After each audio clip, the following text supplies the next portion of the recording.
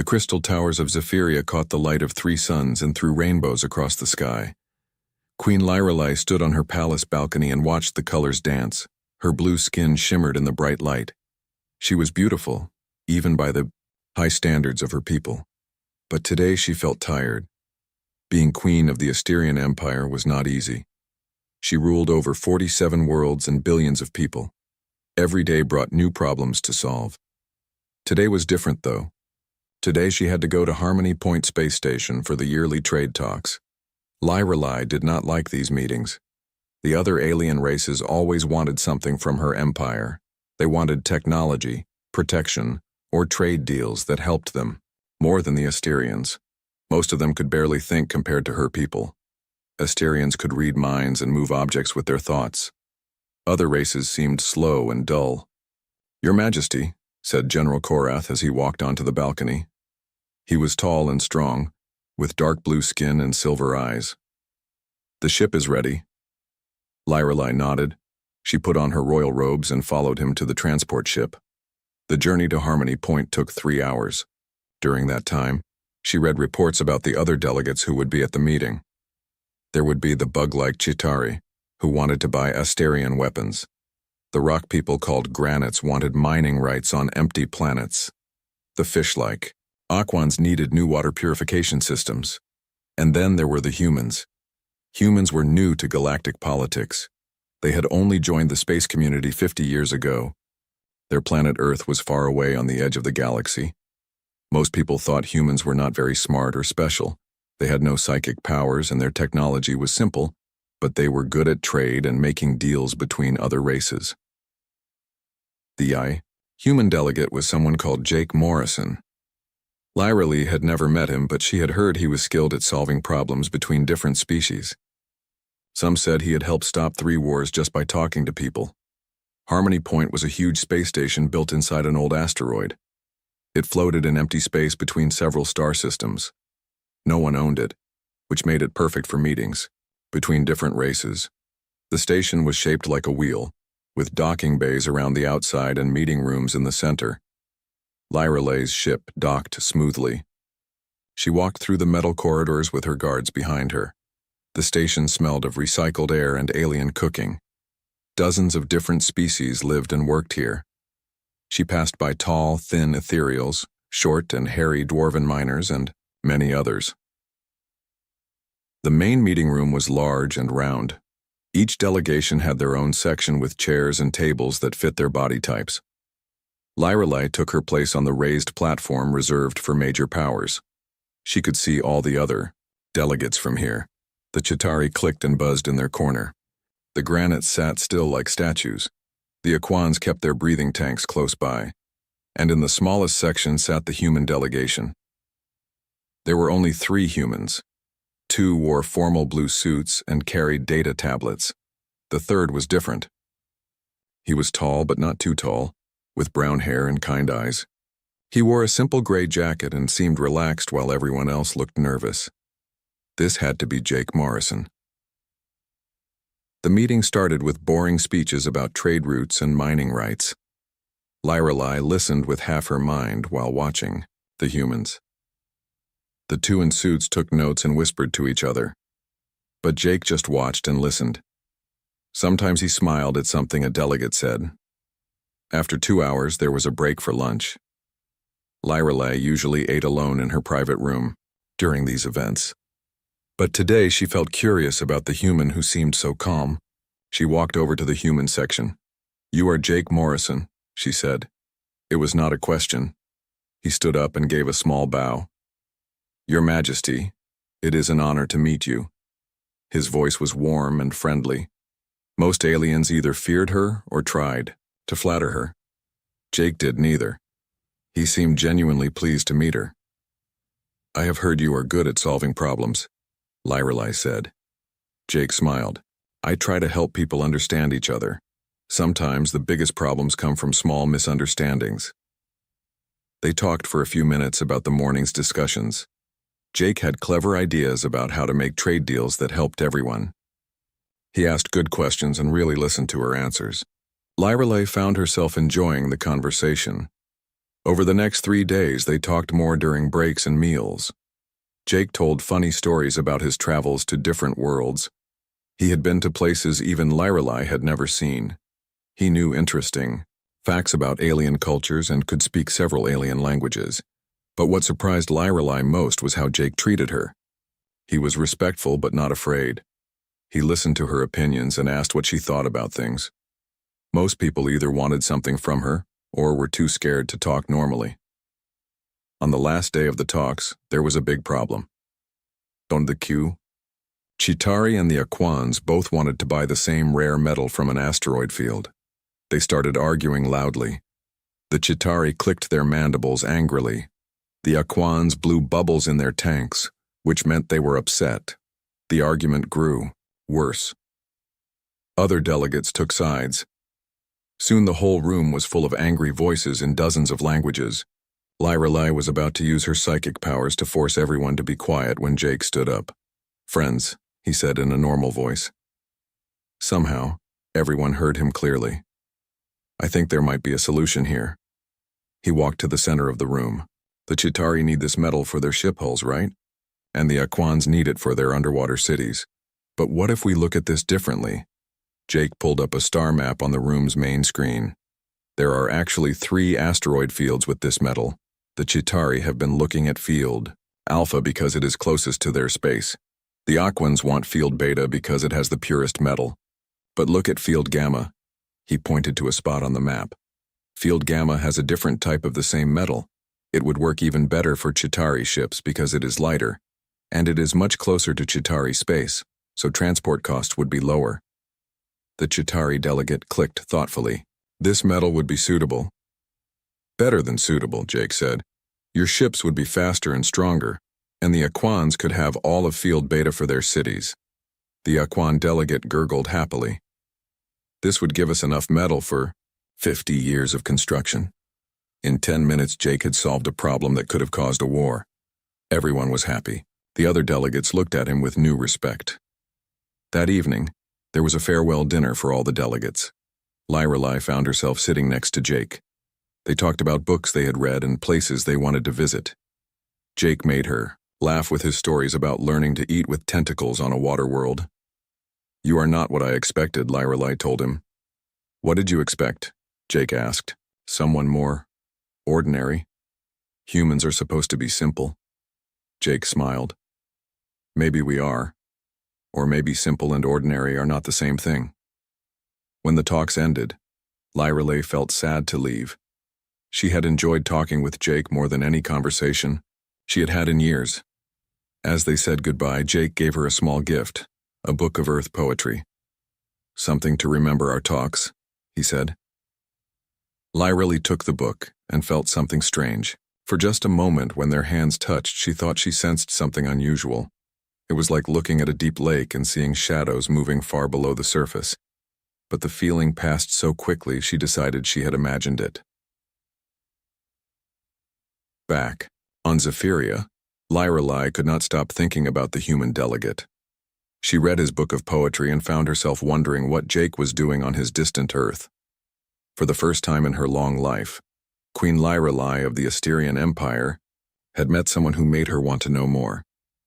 6 months had passed since the meeting at Harmony Point. Lyrelai found herself thinking about Jake Morrison more often than she wanted to admit. She had read his book of Earth poetry many times. The words were strange but beautiful. They spoke of love, hope, and seeing wonder in simple things. During those months, Jake had sent her messages through the Galactic Communication Network. At first, they were formal thank you notes for the successful trade talks. Then they became longer letters about his travels and work. Jake wrote about visiting new worlds and helping solve disputes between different species.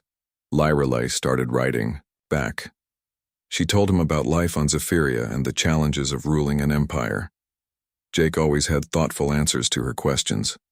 He never asked for favors or tried to get special treatment for humans. He just seemed genuinely interested in talking with her. One day, Jake sent a message saying he would be traveling near Asterian space on business. He asked if he could visit Zephyria to see her world. Lyrelai felt excited in a way she had not felt for years. She quickly sent back an invitation. When Jake's small Earth ship arrived at Zephyria, Lyrelei met him at the royal spaceport herself. This surprised her staff. Queens usually sent servants to greet visitors, but Lyrelei wanted to see Jake as soon as he arrived. Jake stepped off his ship wearing the same simple clothes she remembered. He smiled when he saw her and gave the same respectful bow as before. "Your Majesty," he said, "thank you for inviting me to your beautiful world." "Welcome to Zephyria," Lyrelei replied. "I hope you will enjoy your visit." She showed him around the Crystal City herself. They walked through gardens filled with singing flowers and fountains that played music. Jake was amazed by everything he saw. He asked good questions about Asterian culture and history. "Your people have built something wonderful here," Jake said as they stood on a bridge over a silver river. "It must be incredible to read each other's thoughts." "Sometimes," Lyrelei said, "but it can be lonely too. When everyone can see into your mind, it is hard to have private thoughts." Jake looked at her with understanding. "That must be especially difficult for a queen. You probably cannot show weakness or doubt." Lyrelei was surprised. Most people thought being able to read minds made life easier. Jake was the first person to realize it might also be hard. They spent a week together. Jake was a perfect guest. He was polite to her servants and guards. He learned some words in the Asterian language. He even tried to eat traditional Asterian food, though some of it made him sick because human stomachs were different. General Korath did not like having a human in the palace. He thought Jake was trying to spy on Asterian secrets. But Jake never asked about military things or tried to go to restricted areas. He seemed more interested in art, music, and stories about Asterian history. On Jake's last night, Lyrelei took him to the highest tower of the palace. From there, they could see the lights of the city spread out below like stars. The 3 moons of Zephyria hung in the purple sky. "It is beautiful," Jake said quietly. "Yes," Lyrelei agreed, but she was looking at him, not the view. They talked about many things that night. Jake told her about Earth and his family there. Lyrelei shared memories of her childhood and her fears about being a good queen. As the night grew late, they sat closer together on the stone bench. "I have to ask you something," Lyrelei said. "Why are you not married? You are kind, intelligent, and well-traveled. Surely there are women on Earth who would want to be with you." Jake was quiet for a moment. "I have been waiting," he said finally. "For what? For someone who sees me as I really am?" Jake said. "Not as what they want me to be or what they think I should be. Just me." Lyrelei felt her heart beat faster. She had been thinking the same thing about herself. "And have you found such a person?" Jake turned to look at her. His eyes were serious. "I think I might have." That night, under the light of 3 moons, they kissed for the first time. Lyrelei felt something she had never experienced before. It was not just physical attraction. It was as if she had found a part of herself she did not know was missing. Jake left the next morning, but they both knew things had changed between them. The messages they sent each other became more personal. They talked about their hopes, dreams, and fears. They shared jokes and told each other about their daily lives. 3 months later, Jake asked if he could come back to Zephyria. This time, he stayed for 2 weeks, then a month. Then he asked if he could make his home there. The royal council was shocked when Lyrelei announced she wanted to marry the human. General Korath was furious. "Your Majesty," he said during an emergency council meeting. "This is madness. Humans are a primitive species. They have no psychic abilities. They live for only a few decades. What can this human offer you that an Asterian noble cannot?" Lyrelei stood up from her throne. Her blue skin glowed with anger. "Jake offers me respect, understanding, and genuine affection. He does not want to marry me for my power or my wealth. He wants to marry me because he loves me as I am." "But Your Majesty," said Councillor Veleth, "what about children, humans, and Asterians cannot have offspring together. The royal bloodline will end with you." Lyrelei had thought about this. It made her sad, but not sad enough to give up her happiness. "Then we will adopt children who need families." There are many orphans in the Empire who would benefit from royal protection. The arguments went on for weeks. Some council members threatened to resign. Others spoke of rebellion. But Lyrelai would not change her mind. She loved Jake, and she believed he loved her. News of the coming royal wedding spread across the galaxy. Some species were curious. Others were shocked. A few were angry that a primitive human was marrying into such a powerful royal family. Jake handled the attention with his usual calm manner. He did not give interviews to galactic news services. He did not try to use his relationship with Lyrelai for political gain. He just continued to be himself. The wedding was held in the great crystal cathedral of Zephyria. Representatives from dozens of worlds came to watch. The ceremony followed ancient Asterian traditions, but Jake had learned all the proper words and rituals. When they exchanged vows, Lyrelai tried to touch Jake's mind with her psychic abilities. It was an old Asterian custom that let married couples share thoughts and feelings. But something strange happened. Instead of the open, warm mental connection she expected, Lyrelai felt something like a wall. Not a hostile wall, but something that gently turned her psychic touch away. It was as if Jake's mind was protected by some kind of shield she had never encountered before. Jake seemed to notice her confusion. He squeezed her hand and smiled. "Is everything all right?" he whispered. Lyrelai decided she had been nervous and imagined it. "Everything is perfect," she whispered back. After the ceremony, there was a great feast. Jake charmed the wedding guests with his stories and jokes. Even some of the Asterian nobles who had opposed the marriage seemed to like him. He danced with Lyrelai under the crystal lights, and for a moment, all her worries disappeared. That night in their new shared chambers, Jake and Lyrelai talked quietly about their future together. Jake seemed genuinely happy to be staying on Zephyria. He wanted to learn more about Asterian culture and maybe help with diplomatic work. "Are you sure you will not miss Earth?" Lyrelai asked. "Earth will always be my home world," Jake said. "But home is where the people you love are. My home is with you now." Lyrelai felt warm and content. She had found love with someone who truly cared for her. She had no idea that in just a few months, everything would change. She had no idea that her new husband was hiding secrets that would shake the foundations of the galaxy. But that night, none of that mattered. That night, she was just a woman in love with her new husband, dreaming of a future filled with happiness and peace. The first sign of trouble came 3 months after the royal wedding. A mining colony on the edge of Asterian space went silent. When rescue ships arrived, they found nothing but empty buildings and scattered equipment. 20,000 colonists had simply disappeared without any sign of struggle or damage to their city. Lyrelai stood in the war room deep beneath the Crystal Palace, studying holographic displays of the lost colony. General Korath and his officers surrounded the table, their faces grim. There were no distress signals, General Korath reported. No signs of battle. The colony's defense systems were still active when we arrived. It is as if the people just vanished into thin air. Jake stood quietly in the corner listening. Since their marriage, Lyrelai had included him in important meetings. Some of the generals did not like having a human present during military discussions, but they accepted it because their queen wished it. "Could it have been a natural disaster?" Lyrelai asked. "Some kind of space phenomenon we have not seen before?" "Unlikely, Your Majesty," said Admiral Nexus. "The buildings were intact. The power systems were still running. Even the food in the kitchens was fresh." Lyrelai felt a chill run down her spine. In all her years as queen, she had never encountered anything like this. The Asterian Empire was powerful and well protected.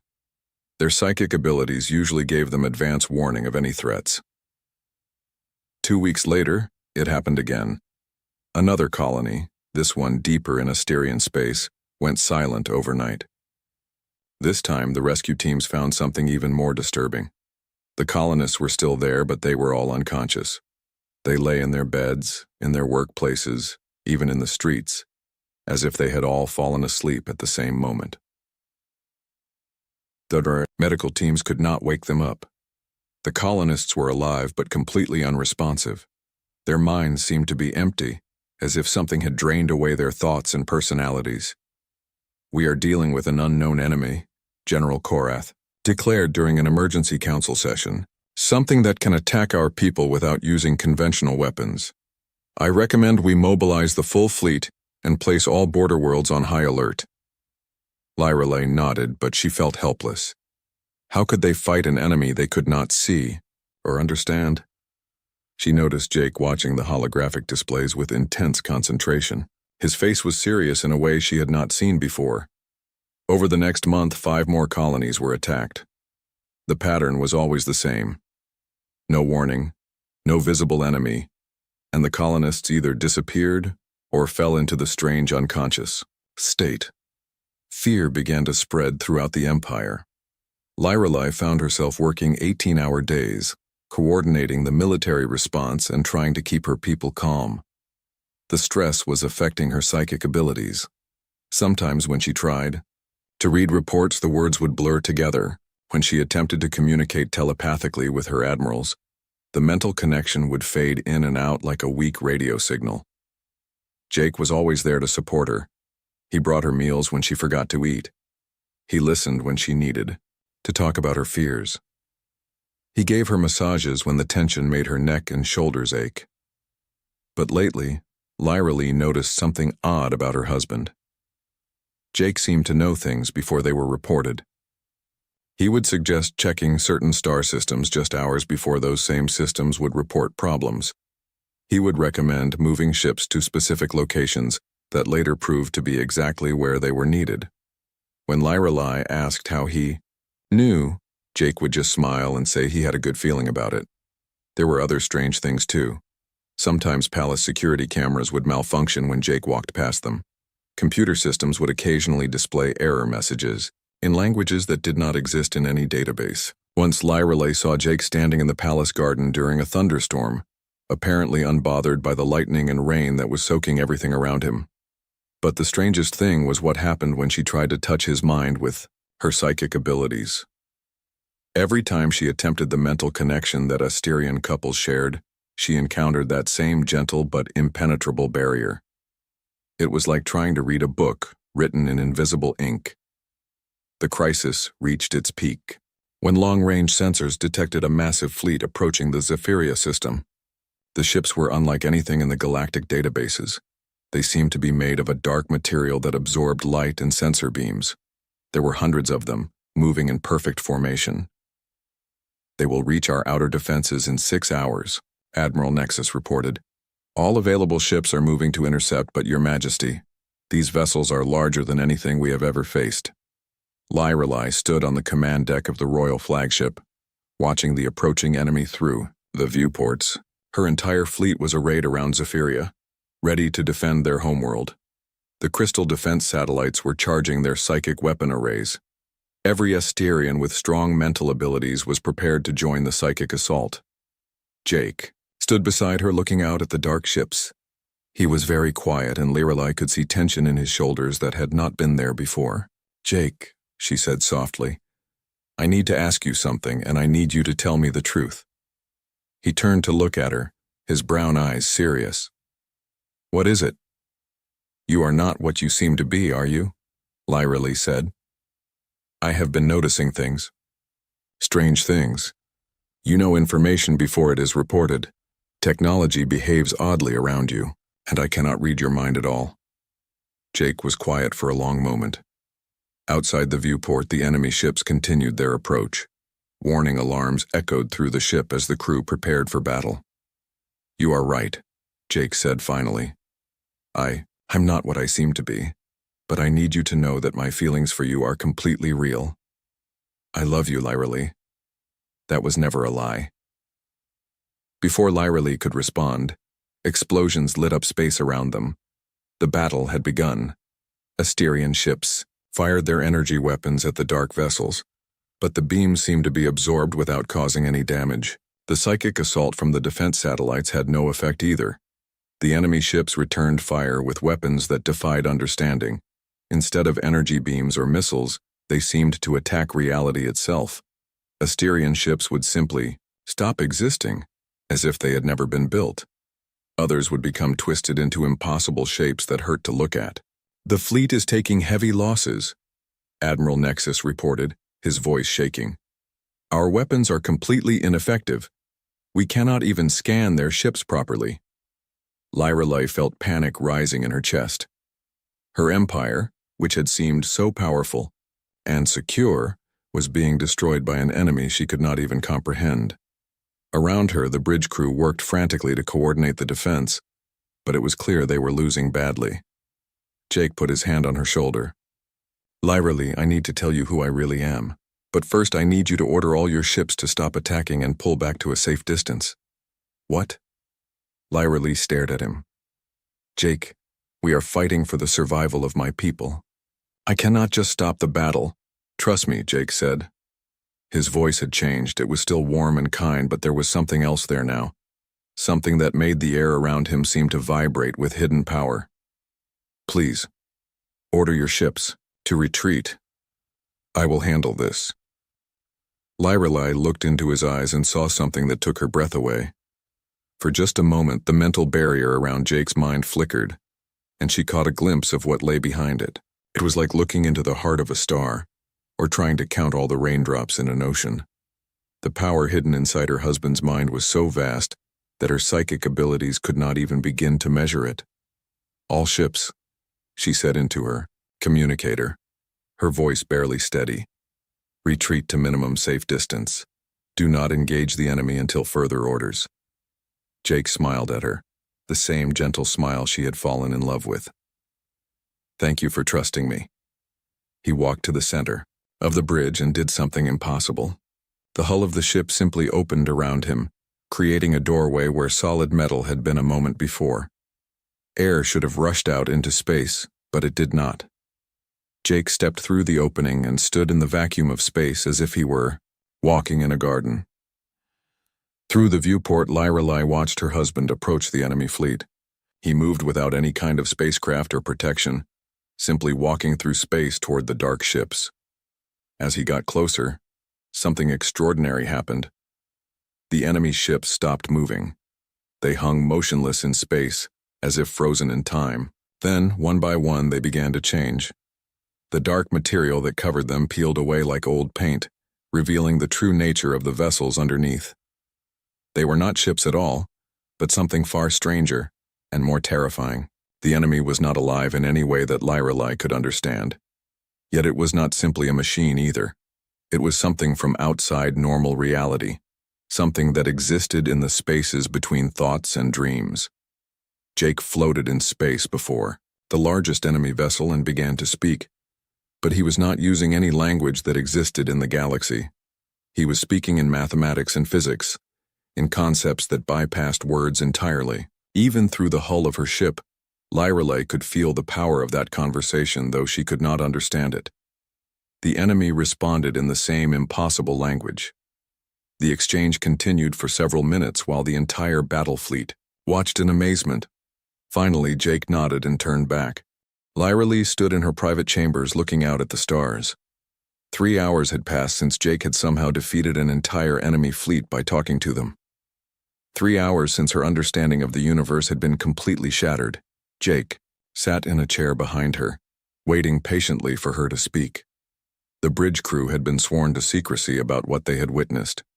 General Korath and the admirals were handling the cleanup and rescue operations. But here, in the quiet of their rooms, Lorelei finally had a chance to process what had happened. "The enemy called themselves the Silence," Jake said softly. "They are not really alive, but they are not machines either. They are something that was created long ago by a race that no longer exists." Lorelei turned to face him. "What did they want?" "To eliminate all telepathic species in the galaxy," Jake replied. "The race that created them believed that psychic abilities would eventually destroy the universe. So they built the Silence to hunt down and destroy any civilization that developed mental powers. But why did they attack now? Asterians have had psychic abilities for thousands of years." Jake stood up and walked to the window. "Because your empire has been expanding. Your psychic technology has grown stronger. The silence has been dormant for millions of years, but the increasing reach of Asterian mental abilities woke them up. Lyra lay, felt a chill. Are you saying this is our fault? No, Jake said firmly. The silence is wrong. Psychic abilities are not dangerous to the universe. They are just another form of life and intelligence. The race that created the silence was destroyed by their own fear, not by telepaths.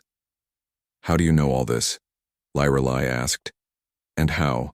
Were you able to stop them? Jake was quiet for a long moment. When he spoke, his voice was sad. Because my people have been fighting the silence for longer than most species have existed. We have been protecting the galaxy from threats like them for millions of years. Your people? Lyra stared at him. You mean humans? Yes and no. Jake turned back to her. What you call humans are not exactly what we seem to be. We are older than any records show. Much older. Lyra sat down heavily in her chair. I do not understand. Jake walked over and knelt beside her chair. May I show you? It would be easier than trying to explain with words. Lyra hesitated. She had been trying to read Jake's mind for months, without success. Can you lower your mental barriers? I do not have mental barriers, Jake said gently. What you have been sensing is not a wall around my mind. It is the edge of something much larger. He held out his hand. Lyra looked at it for a moment, then took it in both of hers. Show me, she said. The moment their skin touched, Lyra's psychic abilities connected with Jake's mind. But instead of the familiar sensation of touching another person's thoughts, she felt as if she had dived into an ocean that had no bottom. Jake's consciousness was vast beyond anything she could have imagined. His mind existed in multiple dimensions at once.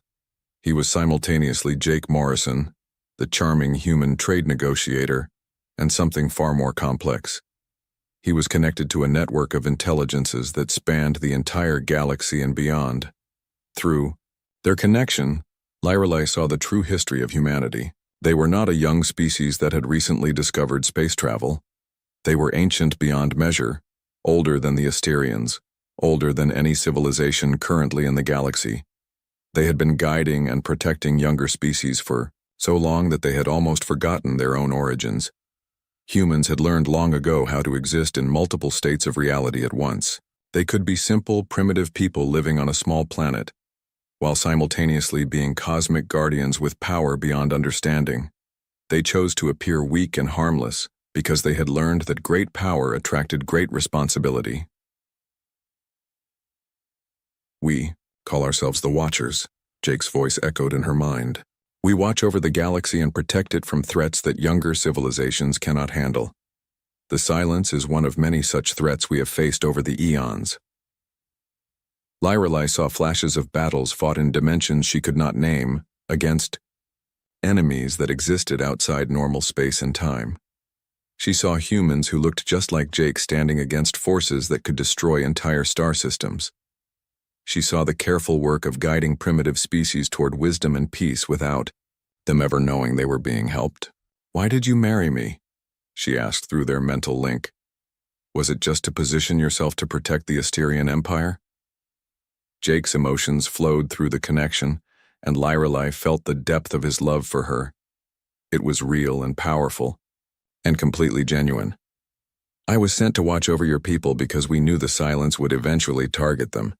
But falling in love with you was not part of the plan. That was entirely real. What happens now? Lyra asked. The silence is gone, but surely there will be other threats. There will always be other threats, Jake agreed. But humanity is not the only guardian species in the universe. There are others, some even older than us. Together we try to maintain balance and protect life wherever it grows. Lyra pulled back from the mental connection, feeling overwhelmed. Jake's hand was still in hers, warm and familiar. Looking at him, she could see both versions of him at once, the simple human man she had married, and the cosmic guardian he truly was. Are there other humans like you in the galaxy? She asked. Many, Jake said. We have been placing ourselves in key positions throughout civilized space for millennia. Trade negotiators, diplomats, merchants, explorers, even entertainers, and artists. We live normal lives among other species while quietly watching for problems that require our intervention. Does anyone else know? A few individuals among the older species have figured it out over the years, but most governments and civilizations have no idea. We prefer it that way.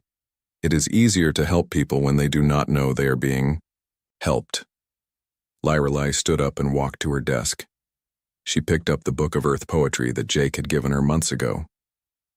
Even this was not what it seemed, was it? Jake smiled. Actually, that really is just a book of poetry. I thought you might enjoy it. Not everything about me is mysterious and cosmic. I do genuinely like poetry. Despite everything, Lyrelei found herself smiling back. So you are telling me I married a being with the power of a god who enjoys reading poetry and making trade deals. When you put it like that, it does sound rather odd, Jake admitted. Lyrelei set the book down and looked at him seriously. What? Does this mean for us? For our marriage? Can we have a normal life together, or will you be called away to fight cosmic threats every few months? Jake stood up and walked to her. He took her hands in his and looked into her eyes. That depends on you. Now that you know the truth, you have a choice.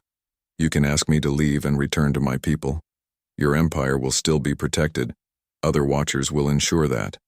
Or you can accept what I am and we can build a life together. And if I choose to stay with you, what would that mean? It would mean that sometimes I might have to leave for a while to deal with problems elsewhere in the galaxy, but I would always come back to you. It would mean that our home would be safe from threats most people cannot even imagine. And it would mean that you would be married to someone who can show you wonders beyond anything you have ever dreamed. Lyrelei thought about everything she had learned. The man she loved was not just a man. He was part of something vast and ancient and powerful. Her life would never be simple or ordinary. But then again, her life had never been simple or ordinary. She was a queen who ruled an empire of psychic beings. Normal had never really been an option for her.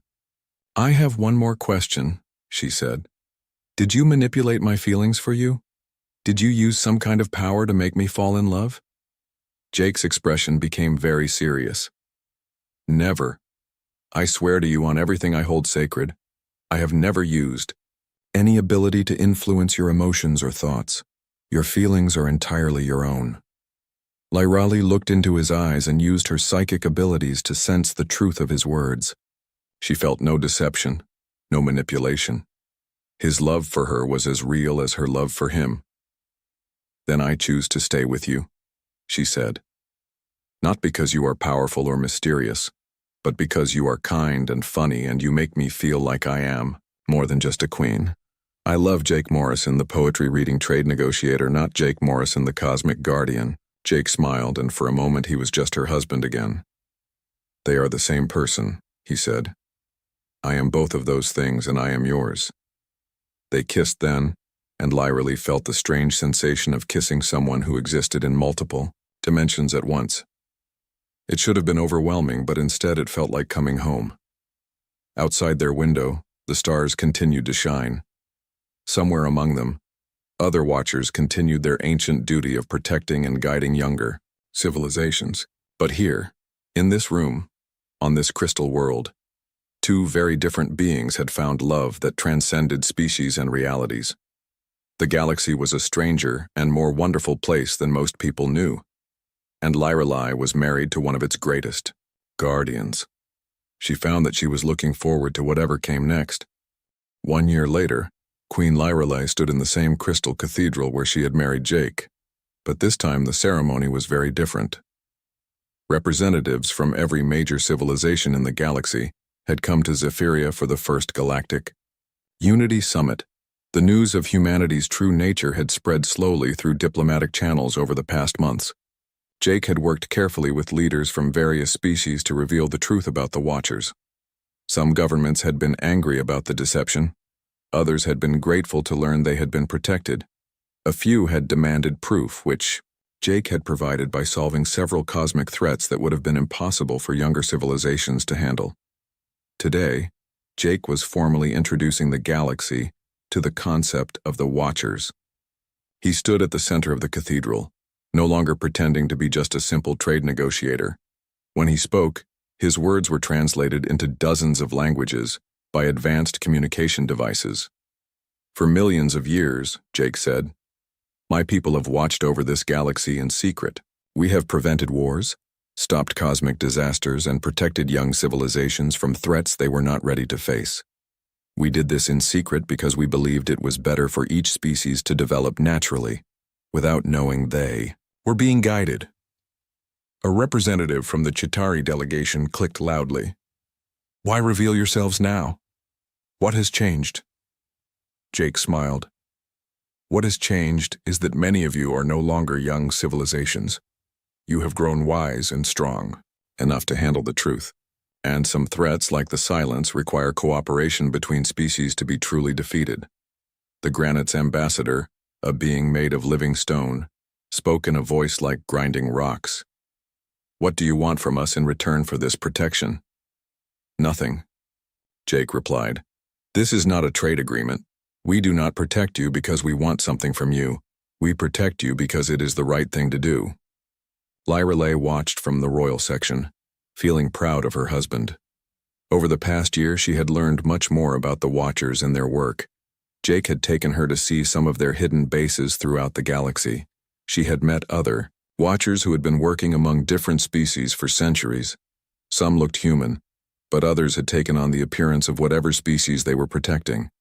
There was a Watcher who looked like a Chitauri and had been working as a historian in their archives for 300 years. Another had lived as an Asterian noble for 2 centuries, helping to guide their empire's development. The most surprising thing Lyrelai had learned was that the Watchers were not originally from Earth.